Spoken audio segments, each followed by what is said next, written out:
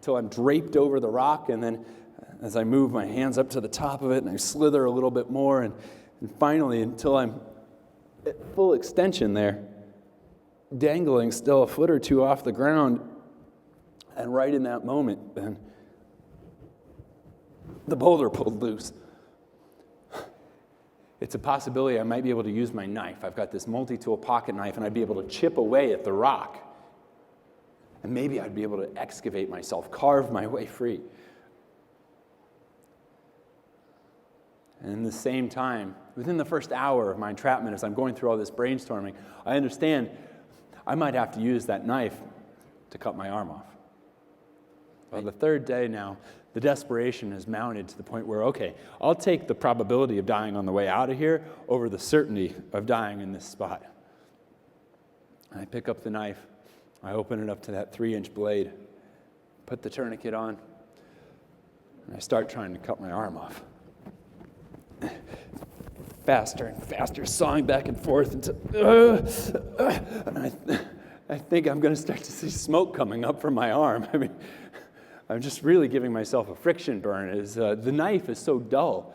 It was pathetic. It was a piece of junk to begin with. It had come free with a flashlight that my mom had bought at Walmart. You know, I'm sure you guys do giveaways, and you probably know the kind of thing I'm talking about. So,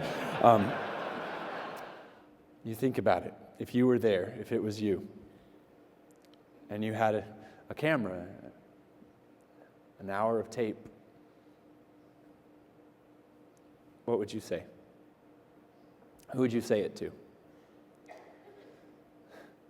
Whatever your answer to that question is, it would show you what's really most valuable in your life. It was to look into that camera and to talk to my parents, my sister, go on to include my other relatives, my best friends, all of my loved ones, and to tell them, I love you, thank you, and I'm sorry. I'm sorry that maybe I haven't expressed my love for you as much as I could have. Some of the most important things you can say. It taught me a lot. It taught me that, and I even said this onto the tape, that it's not just what you do, Aaron, it's who you are. For every 24 hours that I was out there trapped, I was losing 7 pounds off of my body. Through dehydration, starvation, the hypothermic shivering, this metabolic burning through of my resources, I'm wasting away. By this point, I've lost more than 20 pounds.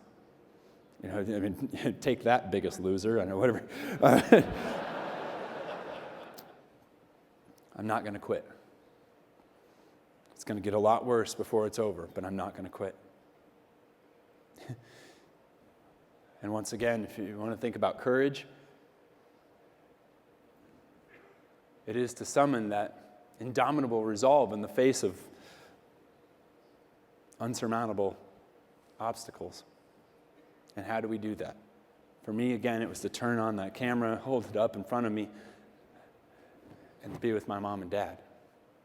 Here we go, Aaron, you're in it now. I said out loud to myself, and I started cutting and working through the skin, and saving the arteries, the muscle, getting through the tendon, and the nerve. Just touching it, it was like sticking a fork in a light socket, this jolt, and I knew, okay, here we go. It was as though I had just thrust my arm up to my shoulder in a vat of liquefied metal, like it incinerated my arm in magma, just vaporized. But I never cried out, I never shed a tear, I never said, ow. In fact, I just took a few deep breaths, I opened my eyes, and that smile, the biggest smile I have ever smiled in my whole life, it's covering my face ear to ear, bigger than that even. And I have to still get through a little bit more. I'm looking at my watch.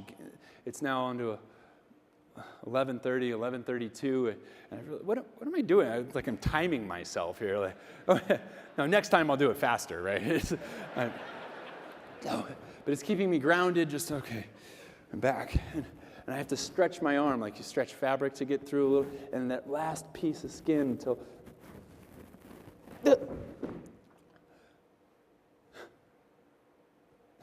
My feet moved.